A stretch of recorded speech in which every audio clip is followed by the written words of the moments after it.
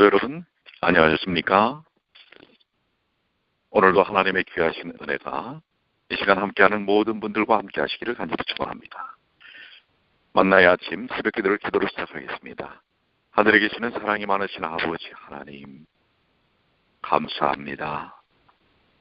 저희에게 너무도 크신 사랑과 은혜를 주님께서 베풀어 주셨습니다.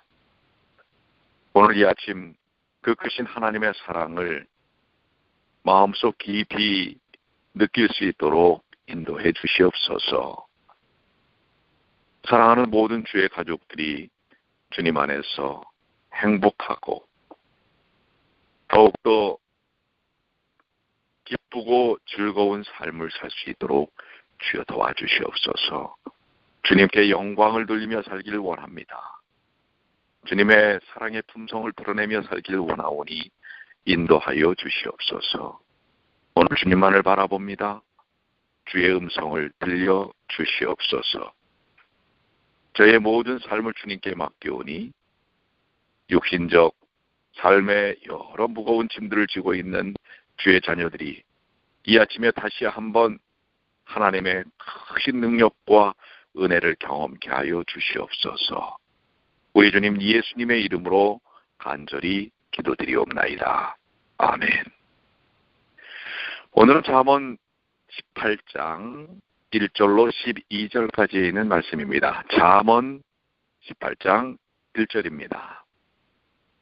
무리에게서 스스로 나뉘는 자는 자기 소욕을 따르는 자라.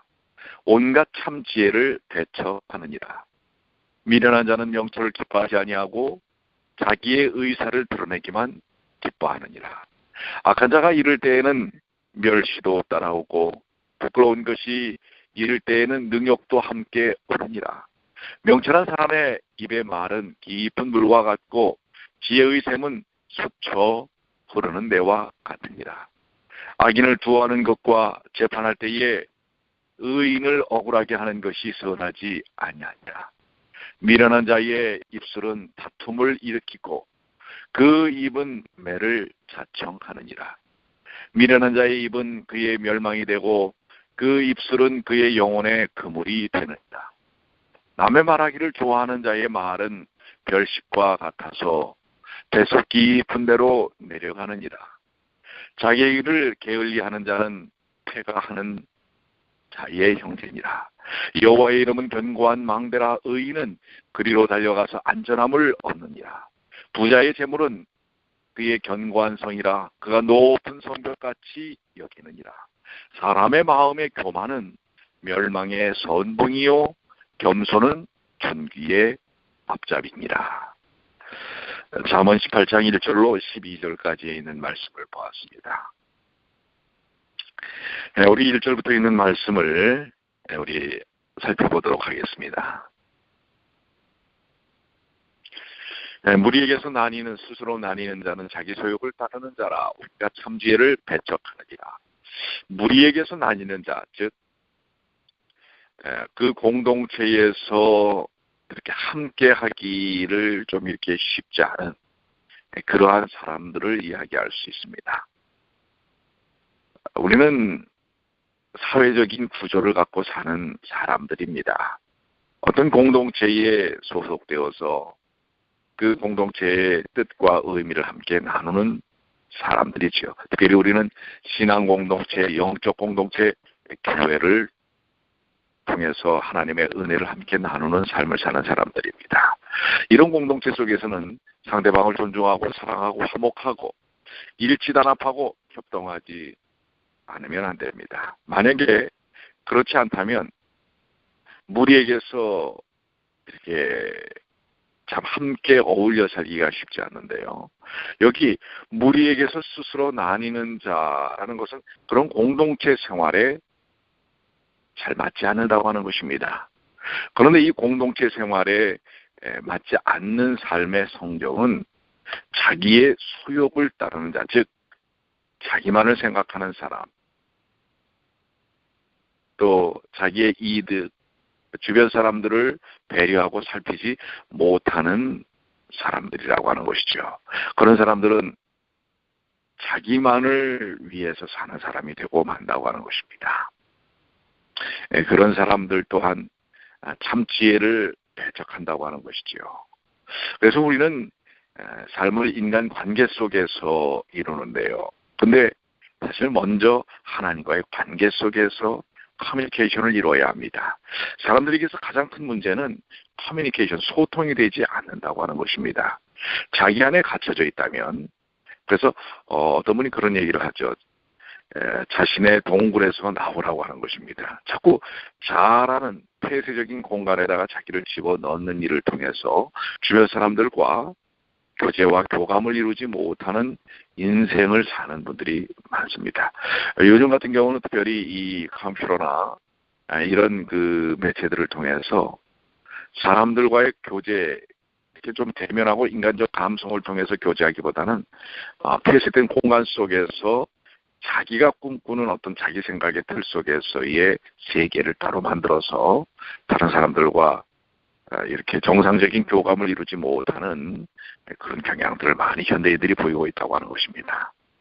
어떻게 보면은 오늘 현대에 나타나는 그런 사회적인 문제들이 다뤄지는 말씀이 아닌가라고 생각이 됩니다.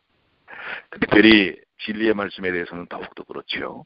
서로 함께 나누고 귀를 열고 우리가 갖고 있는 고정관념, 패러다임을 열어놓고 내가 생각하는 것만이 옳다라는 것이 아니라 함께 선한 생각들을 나누고 또 교감하고 더 좋은 것들을 찾아가는 그러한 교제의 삶이 필요합니다. 정말로 현대 오늘 우리들의 삶에 시의적절한 그런 말씀이 아닌가 이렇게 생각이 됩니다. 다시 한번 이 말씀을 보십시오. 무리에게서 스스로 나뉘는 자는 자기 소욕을 따르는 자라 자기 자아에만 갇혀 있는 것이다 라는 것입니다.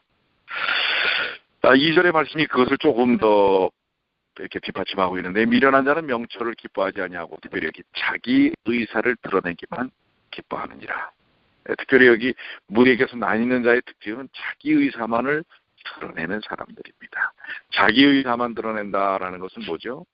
자기 행위를 바른 줄로만 여기고 또한 자기 생각이 옳다라고만 생각하고 그것을 주장하는 것이죠. 성경에서는 자기 의사만을 주장하지 말라고 얘기합니다. 그것은 잘못하면 교만과 독선일 수 있습니다. 사람의 의견은 바를 수 있지만 그것이 상황이나 여러 가지 여건에 따라서 또한 그것을 좀 융통성 있게 의견을 교환하는 일들이 필요합니다. 언제나 내 생각만이 옳다라고 고집하는 것은 보다 더 좋은 인간관계 또 그 공동체 내에서의 어떤 뜻들을 공유된 뜻들을 찾아나가기가 어렵다고 하는 것입니다. 우리는 다른 사람들의 의견을 존중하며 들어야 합니다. 그것이 겸손과 사랑입니다. 특별히 경건한 자는 하나님의 말씀을 듣는 일에 열심을 내야 할 것입니다. 그럴 때 우리의 삶은 변화가 일어나는 것입니다. 다시 한번 자기 의사를 드러내기만 기뻐하는 자, 이것이 미련한 자의 특징이라고 하는 것입니다. 3절에 악한 자가 이를 때는 멸시도 따라오고 부끄러운 것이 이를 때는 능욕도 함께 오느니라. 악함에 대한 결과에 대해 설명하고 계시는 것이죠. 4절 명철한 사람의 입의 말은 깊은 물과 같고 지혜의 샘은 서쳐 흐르는 내와 같으니라. 여기 그 명철하리라는 말을 원어에는 사실 없는 것인데요. 거기 좀 번역자가 더 보충한 것이라 좀 작은 글씨로 쓰여져 있는 경우들이 있지요. 일반적으로 얘기하면 사람의 입의 말은 깊은 물과 같다고 얘기합니다. 깊은 물 속에 무엇이 있는지 잘 알 수가 없지요. 그렇기 때문에 사람의 입에서 나오는 말, 표면적인 말만 가지고서 그 의도와 의지를 알 수는 없습니다. 그런 표현이고요. 지혜의 샘은 솟쳐 흐르는 내와 같으니라. 그러나 지혜로운 자의 삶, 또 지혜 좋은 자의 어떤 말, 이것은 솟쳐 흐르는 내와 같다, 마르지 않는 내와 같다라고 표현하고 있는 것입니다. 이 지혜의 샘이 정말 우리의 삶 속에서 풍성하게 넘쳐 흐르기를 원합니다. 그것은 자신뿐만 아니라 주변에 있는 사람들에게도 지혜는 선한 영향력을 미칠 수 있다는 사실을 이야기하고 있는 것입니다. 그렇기 때문에 우리는 늘 지혜의 근본인 하나님의 말씀을 깊이 묵상하고 기도함으로써 풍성한 지혜의 물이 삶을 통해 넘쳐 흐르도록 사는 삶이 필요한 것입니다. 5절, 악인을 두어하는 것과 재판할 때 의인을 억울하게 하는 것이 선하지 아니하다. 이 두어한다라는 것은 용납하고 옹호하는 것이라고 하는 것입니다.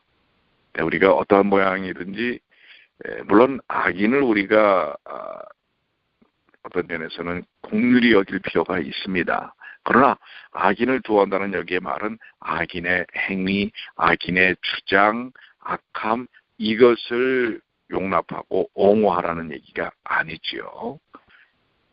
또한 재판할 때 의인을 억울하게 하는 것, 우리는 정직해야 될 필요가 있습니다. 증인의 삶인데요. 증인은 정직해야 합니다. 그것을 사실을 왜곡시키고 어떤 목적을 위해서 다른 이러한 뜻들을 드러내는 것은 결국 우리가 그 증인의 삶을 올바로 감당하지 않는 것이라고 할 수 있지요.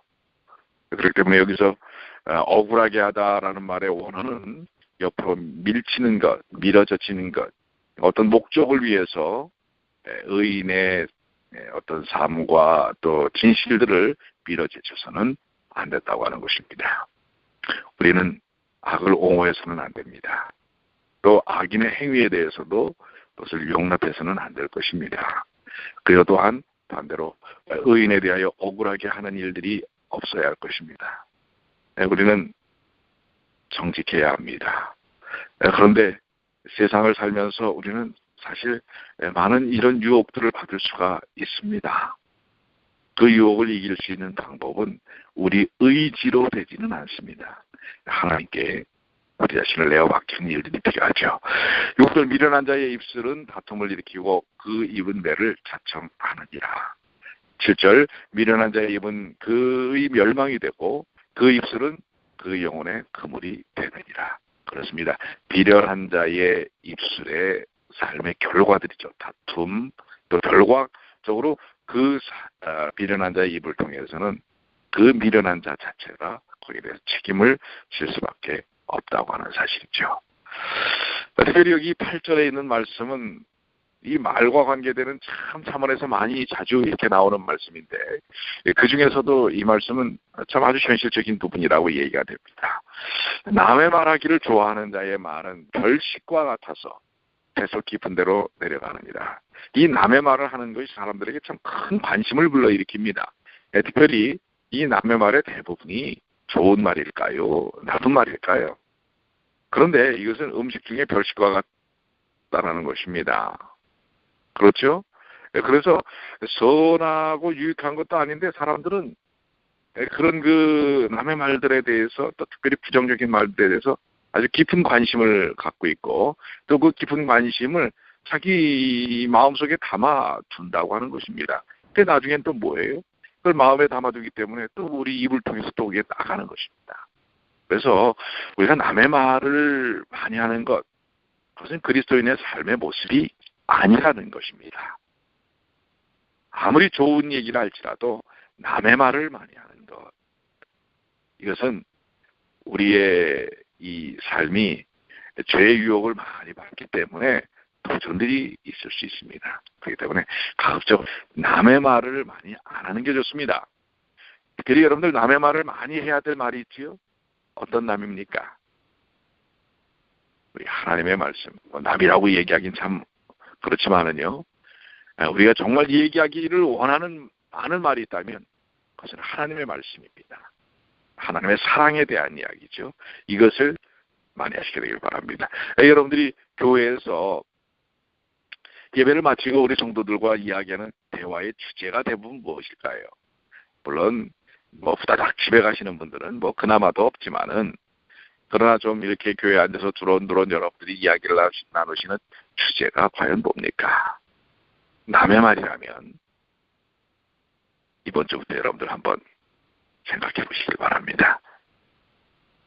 오늘 여기 있는 말씀처럼 남의 말을 많이 하는 것이 아니라 예수님에 대한 이야기, 하나님의 은혜에 대한 이야기, 하나님의 축복에 대한, 그것도 또 자랑하듯이 그런 측면이 아니라 여기서 말하는 축복이라고 하는 것은 내게 주신 영생의 축복, 뭐 돈을 많이 벌었다, 뭐 했다라는 자랑거리라고 하는 그런 개념이 아닌 하나님의 영광에 대한 축복을 드러내는 그러한 대화가 주제가 되시기를 간절히 축원합니다. 자, 9절, 자기 일을 게을리하는 자는 패가는 자의 형제니라. 게으름에 대한 이야기죠. 이 게으름에 대한 부분도 우리 잠언의 말씀에서 많이 다루고 있습니다. 우리는 성실한 사람, 근면한 사람, 그런 사람이 오늘 돼야 할 것이라고 생각이 됩니다. 10절, 여호와의 이름은 견고한 망대라. 의인은 그리로 달려가서 안전함을 얻느니라. 그렇습니다. 수고하고 무거운 짐진 자들아 다 내게로 오라 초청하셨던 예수님. 여호와의 이름은 여호와의 이름으로 대표되는데요. 여호와의 이름은 견고한 망대라. 이 적과의 싸움에서 이제 만약에 많은 숫자의 적이 나를 위해하기 위해서 따라온다면 어디로 도망갑니까? 견고한 성으로 도망가지 않습니까?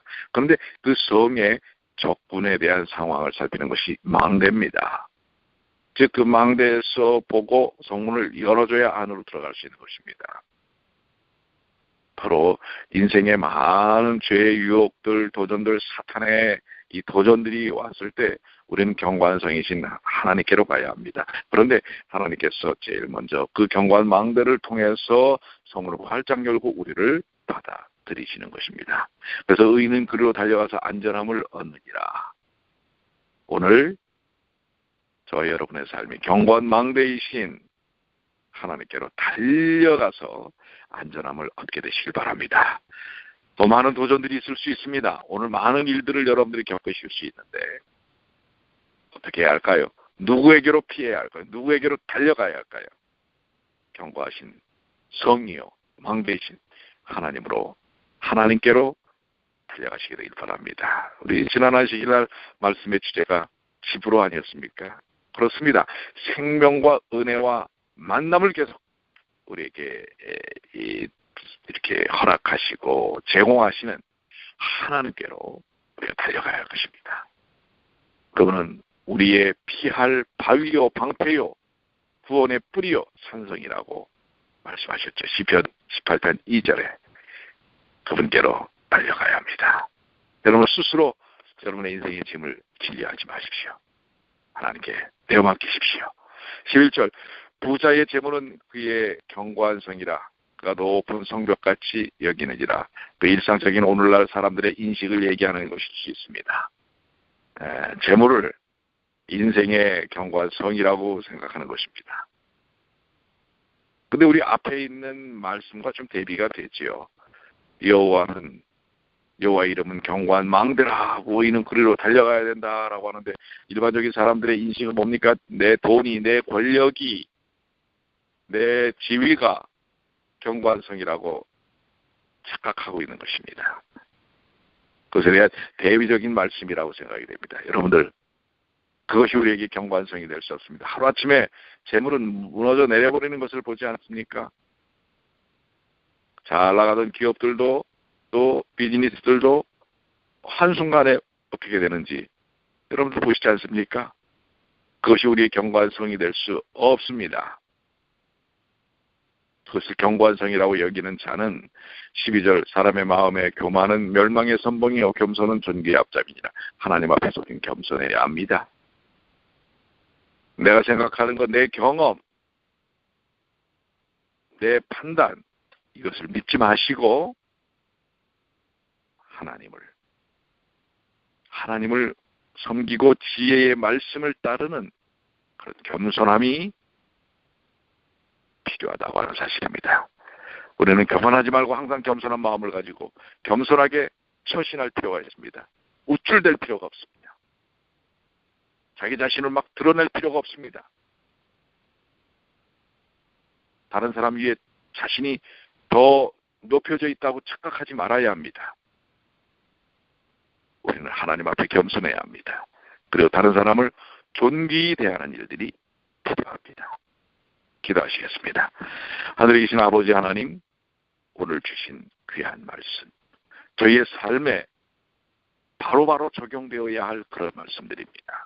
오늘 이 말씀이 저희의 생애 속에 그대로 드러날 수 있도록 주여 도와주시옵소서. 무엇보다도 견고한 망대인, 견고한 피난처이신 주님을 향하여 달려가는, 그래서 거기서 안전함을 얻는 주의 자녀들이 되게 하여 주시옵소서. 오늘 이미 주님의 말씀 안에 들어와 있습니다. 주님의 능력 안에 들어와 있습니다.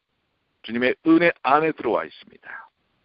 주여, 주의 능력과 은혜를 베풀어 주심을 믿습니다. 오늘도 사랑하는 주의 모든 자녀들이 맞이할 형편들, 상황들, 그 모든 것에 주님 친히 함께하여 주시옵소서. 육신적인 문제를 해결케 하여 주시고 영적인 문제를 해결하여 주시옵소서. 주께서 오늘 우리 사랑하는 성도 한 사람 한 사람의 모든 생애를 눈동자처럼 보살피시고 하나님의 그 능력의 장중 손 안에서 붙들어 주실 줄 믿고 감사드리며 예수님의 이름으로 간절히 기도드리옵나이다. 아멘.